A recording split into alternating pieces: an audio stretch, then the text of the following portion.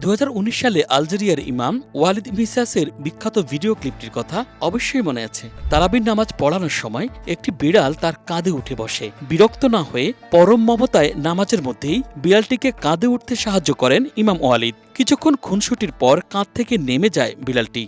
এমনই একটি দৃশ্য সে সময় সাড়া ফেলেছিল নেট দুনিয়ায়। প্রাচীনকাল থেকে মুসলিম সংস্কৃতির সঙ্গে বিড়াল পোষার একটি ঐতিহ্য রয়েছে। সহিহ বুখারীর 3482 নম্বর হাদিসে বর্ণিত আছে, এক নারীকে জাহান্নামে যেতে হয়েছিল শুধু একটি বিড়ালকে বেঁধে রেখে অনাহারে মেরে ফেলার অপরাধে। এ বিষয়ে নবী করিম সাল্লাল্লাহু আলাইহি সাল্লাম বলেন, ওই নারী বিড়ালটিকে কিছুই খেতে দেয়নি, এমনকি বিড়ালটি জমিনের পোকামাকড় খেয়ে যে বেঁচে থাকবে সেজন্যও তাকে ছেড়ে দেননি।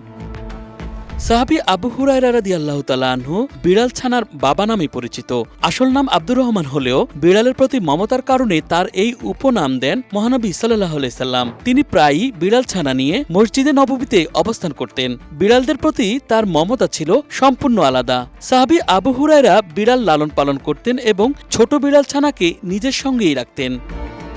নবী করিম সাল্লাল্লাহু আলাইহি সাল্লামের জীবনেও বিড়ালের প্রতি সদয় আচরণের নজির রয়েছে। একবার তিনি অজুর পানি তৃষ্ণার্ত বিড়ালকে পান করিয়েছিলেন। ফিকহ শাস্ত্রে উল্লেখ আছে, বিড়ালের লালা নাপাক নয়, কোনো পাত্রে বিড়াল মুখ দিলে তা অপবিত্র হয় না। তবে বিড়ালের মাংস খাওয়া হারাম এবং ক্ষতিকর বিড়ালকে দূরে ফেলে আসার অনুমতি থাকলেও অযথা তাড়িয়ে দেওয়ার ব্যাপারে নিষেধ রয়েছে।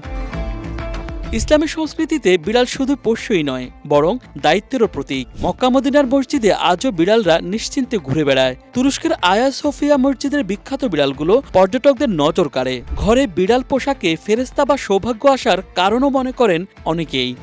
Dhaka express, news desk.